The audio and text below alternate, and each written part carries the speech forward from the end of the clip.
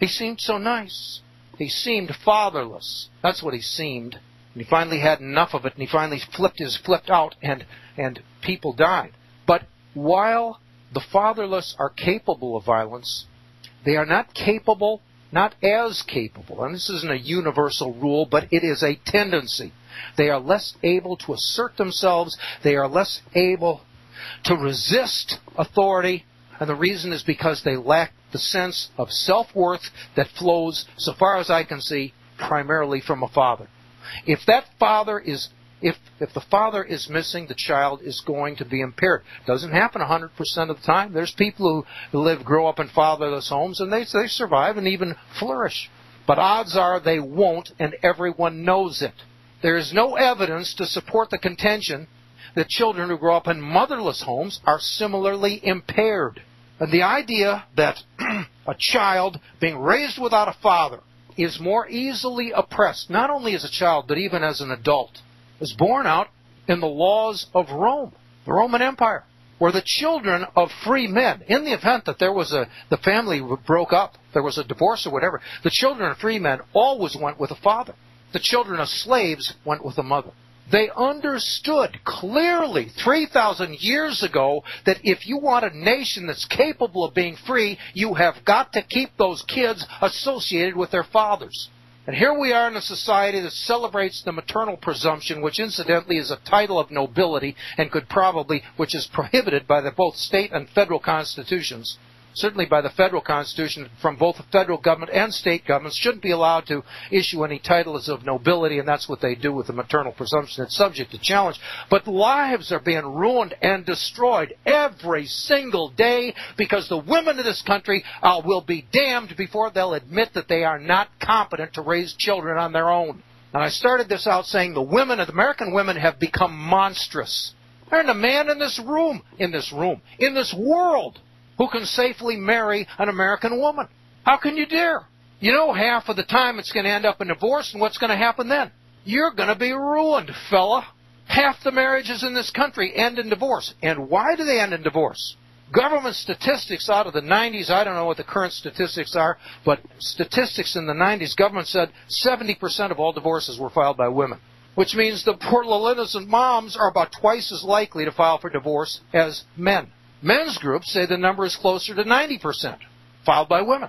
And the courts, of course, love it because they understand that women will go out of their mind every 30 days while they're having their period, and they'll see the toilet seat up and call a lawyer and file for divorce, which just generates great money for two attorneys.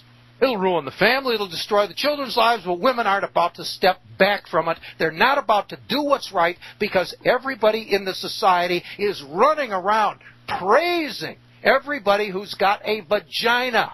It's got to end. And now we're in a situation where young women today are under incredible stress.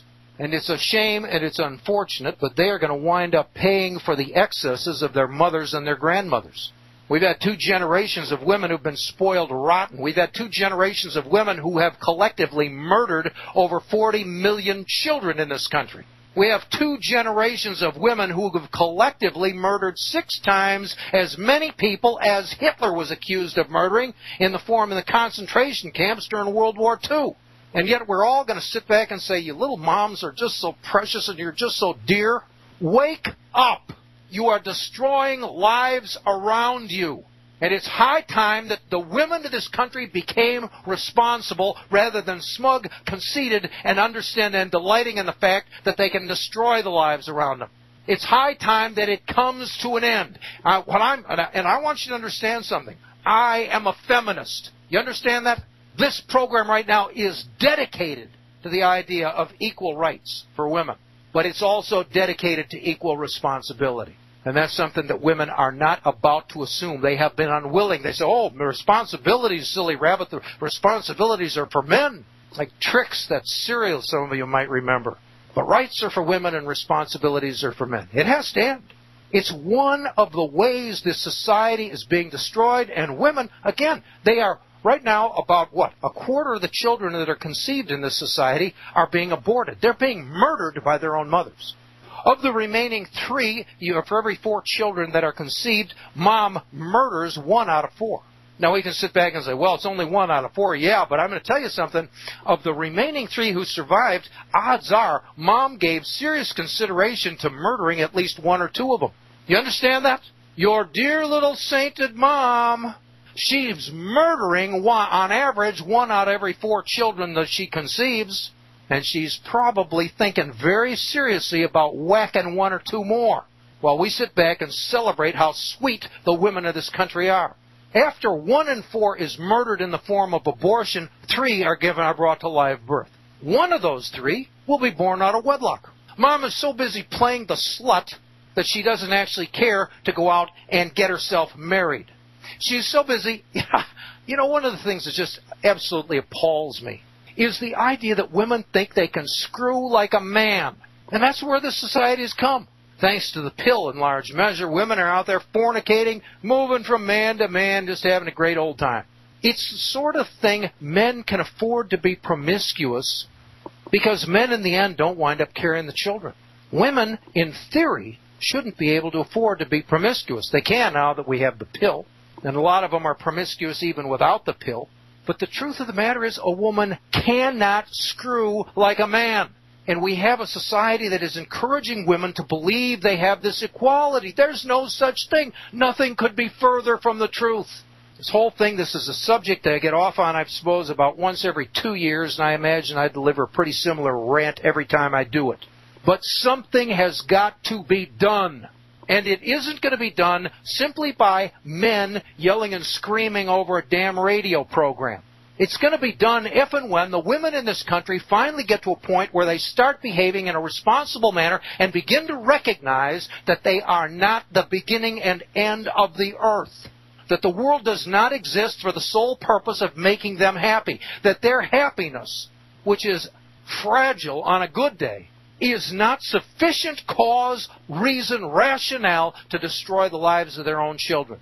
Where was I going with let me get back on this notion of 4 children. Not every 4 children. 1 is aborted. 1 is born without a father. And of the remaining 2 that are born into wedlock, 1 of them is going to go through a divorce. Right now, we only have 1 child out of every 4 that's conceived. Only 1 is going to actually live and have an opportunity to have a positive relationship with their biological father. 1 in 4. The other 3 will be separated from their biological father either by murder, or by simple promiscuity, or by divorce. And somewhere between 70 and 90% of those divorces will be filed by our sainted little moms. I watched the Dr. Phil program today, and I see this little girl whose life is being destroyed. And it is. She's out there screwing 50 guys. She's 15 years old. She admits to having sex with 50 guys in the last couple of weeks as a prostitute. Where do you think it's going to go? But it is, you look at the woman sitting next to her, her mother. You look at her. You look at the woman who was threatening to sue Dr. Phil and blaming everybody but herself. The best thing that could have happened to that little girl is if her mother had died years ago and that little girl had been left to be raised by her father. That little girl would have had a chance at life. And somewhere along the line, someone has got to get the women in this country under control. I don't know how that's going to happen. I think it might happen in the context of an economic collapse. I'd say it might be one of the silver linings of the upcoming collapse in our economy and our society, because things are going to get so damn difficult that we will not be able to afford the fiction of the maternal presumption. We're not going to be able to afford the lie that women are competent to raise children by themselves. It's not only true that the society won't be able to afford it, even women aren't going to be able to afford it. And if and when that takes place, then we will approach a time at least where once again we might even have something like a stable family. We aren't going to have much money, but we might have a stable family. Or maybe not, who knows. But there is something deeply wrong with the female gender in this country, and it's not exclusively them, it's wrong with men too. It's not just a question where women are wrong, men are wrong. We've put up with this crap. We spend too much time saying, yes, dear, yes, dear, yes, dear. The dress doesn't make your ass look fat, dear. Yeah, it does. Your ass is fat.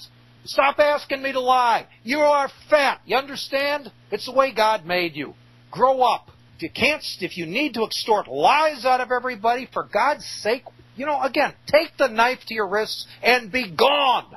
Well, I guess I got that more or less off my chest for right now, but it is one of those things that it's a fundamental problem It's a fundamental problem in this society. You know, we see this. They did this to the Black African-American community. The African-American community was closing the economic gap relative to whites after World War II. And starting out in 1963, we decided they were African-Americans were making progress. They were making gains on their own.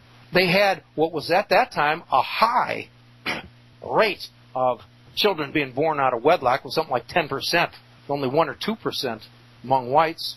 But the government, Democrats, decided to pick up the white man's burden and help our beloved black brothers and sisters. And they would provide welfare, aid to families with dependent children. And part of the condition of that damned welfare program was they give money to black women. You have all the children you want. We'll pay for them. But there was a condition. And the condition is you've got to get that old black tomcat out the house. In other words, we'll give you the money, but you can't keep a man in the family. And the black women, like a bunch of damn fools, they took the money.